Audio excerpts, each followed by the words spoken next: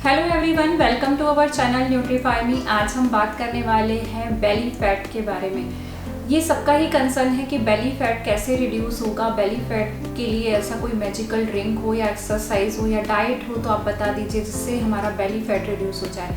तो मैं सबसे पहले ये क्लियर करना चाहती हूँ कि बेली फैट रिड्यूस करने के लिए ऐसा कोई भी मैजिकल ड्रिंक या ऐसा कोई भी डाइट नहीं है जो आपका बेली फैट रिड्यूस कर सकता है। आपका डाइट जो है वो न्यूट्रिशन रिच रहना चाहिए, बैलेंस्ड रहना चाहिए, जिससे आपका बेली फैट जो है वो रिड्यूस हो जाएगा।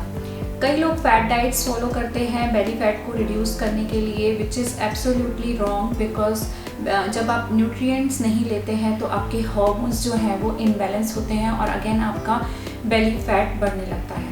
तो रूट कॉज क्या है बेली फैट के इंक्रीज़ होने का? बेली फैट के इंक्रीज़ होने का रूट कॉज है आपके हार्मोन्स का इम्बैलेंस होना। जब आपके हार्मोन्स जो हैं वो इम्बैलेंस होते हैं तब आपका बेली फैट है वो इंक्रीज़ होने लगता है। आप देखेंगे कि कोई भी डिजीज़ हो जैसे कि डायबिटीज़, थायराइड और पीसीओडी, उसके पीछे एक ना एक हार्मोन रहता है। जैसे डायबिटीज़ के लिए इंसुलिन हार्मोन रहता है जो डिस्टर्ब होने की वजह से हमें डायबिटीज़ होता है।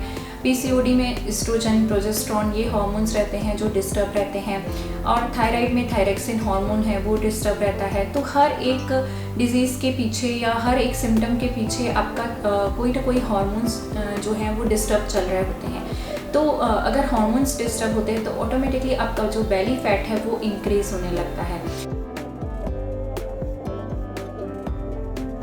हार्मोन्स को कैसे बैलेंस किया जाए और हार्मोन्स को आप कैसे कंट्रोल में रख सकते हैं? हार्मोन्स के रिलीज़ होने का एक टाइम होता है। अगर हम अपने स्केड्यूल को ख़राब करते हैं, अगर हम अपना लाइफस्टाइल ख़राब करते हैं, अगर हम टाइम पे उठते नहीं हैं, टाइम पे सोते नहीं हैं, टाइम से खाना नहीं खाते तो हमारे हार्मोन्स जो हैं वो डिस्टर्ब होने लगते हैं। तो अगर आपके हार्मोन्स को बैलेंस करना है तो सबसे पहले आपको अपनी लाइफस्टाइल को करेक्ट करना होगा। टाइम से सोना, टाइम से उठना और टाइमली मील्स लेना बहुत ही इम्पॉर्टेंट है। सेकेंड जो रीज़न है हार्मोन्स के इनबैलेंस होने का वो है स्ट्रेस। अगर आपका स्ट्रेस लेवल बहुत ज़्यादा हाई रहता है तो आपका जो कॉर्टिसोल हार्मोन है वो डिस्टर्ब हो जाता है, जिसके कारण अगेन अगर एक हार्मोन आपका डिस्टर्ब होता है तो बाकी हार्मोन्स भी डिस्टर्ब होने लगते हैं। तो अपने स्ट्रेस लेवल को कम कीजिए, ऑटोमेटिकली आपका जो बेली फैट है वो रिड्यूस होने लगेगा।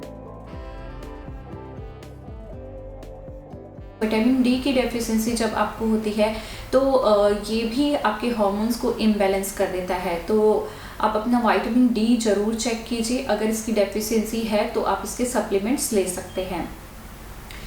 एक्सरसाइज इम्पॉर्टेंट है, डाइट इम्पॉर्टेंट है। बहुत ज़्यादा फैट डाइट्स करने से भी आपके हार्मोन्स जो है वो इम्बैलेंस होने लगते हैं। जैसे कि अगर प्रॉपर बॉडी को न्यूट्रिएंट्स ना मिलें तो हार्मोन्स जो है वो इम्बैलेंस होने लगते हैं। आप मील स्किप करते हैं या भी बहुत ज़्यादा कम खाते हैं, बहुत ज़्यादा फैट डाइट्स करते हैं तो इससे आपके हार्मोन्स जो हैं इम्बैलेंस होते हैं, आपका वेट रिडक्शन नहीं होता है। तो वेट रिडक्शन और फैट लॉस, बेली फैट, ये सब तभी रिड्यूस होंगे जब आपका डाइट जो है वो अच्छा रहेगा। डाइट न्यूट्रिशन रिच होना चाहिए, प्रोटीन रिच रहना चाहिए, उसमें मैक्रो न्यूट्रिएंट्स रहने चाहिए और साथ ही साथ आपका स्लीप, स्ट्रेस लेवल जो है वो कम, स्लीप जो है वो प्रॉपर होना चाहिए और स्ट्रेस लेवल कम होना चाहिए। बेली फैट को रिड्यूस करने के लिए 3 स्टेप आपको फॉलो करने हैं। कौन से हैं वो 3 स्टेप? फर्स्ट, आपको एटलीस्ट 1 मंथ तक ग्लूटेन फ्री डाइट लेना है। उसमें बिल्कुल भी ग्लूटेन नहीं होना चाहिए। ग्लूटेन मैं अवॉइड करने के लिए क्यों बोल रही हूँ, ये आपको कुछ टाइम के लिए ही अवॉइड करना है, देन आप धीरे धीरे उसे इंट्रोड्यूस कर सकते हैं। ग्लूटेन बॉडी में बहुत ज़्यादा इन्फ्लेमेशन क्रिएट करता है जिससे हार्मोनल इम्बैलेंस होता है।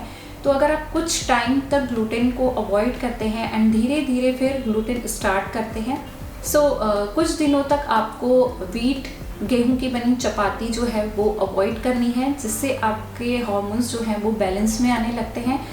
और सेकंड जो आपको अवॉइड करना है वो है रिफाइंड शुगर। रिफाइंड शुगर को कम्प्लीटली अवॉइड करना है एटलीस्ट 30 डेज़ तक। जैसे कि हनी शुगर, अगर हम कुछ डेट सिरप लेते हैं, हनी लेते हैं या जैगरी लेते हैं वो भी आपको ये 30 डेज़ में अवॉइड करना है। कुछ भी स्वीट आइटम्स नहीं लेने हैं। आप देखेंगे कि आपका जो बेली फैट है वो धीरे धीरे रिड्यूस होने लगेगा। तो फर्स्ट ग्लूटेन आपको अवॉइड करना है, सेकंड जो है आपको शुगर अवॉइड करना है 30 डेज़ के लिए, और थर्ड जो चीज़ है वो है आपकी स्लीप। अगर आप प्रॉपर स्लीप लेते हैं तो ऑटोमेटिकली आपके हार्मोन्स जो हैं वो बैलेंस में आने लगते हैं और आपका बेली फैट जो है वो रिड्यूस होने लगता है। तो आप ये 3 चीज़ें करके देखिए, अगर आपका बेली फैट रिड्यूस होता है और धीरे धीरे आप देखेंगे कि आपकी बॉडी में बहुत सारे चेंजेस होने लगते हैं। अगर आप ये चैलेंज लेने के लिए रेडी हैं तो आप कमेंट सेक्शन में यस लिख सकते हैं, और 30 डेज़ के बाद आप मुझे कमेंट कर सकते हैं कि आप कैसा फील कर रहे हैं, आपका बेली फैट रिड्यूस हुआ कि नहीं।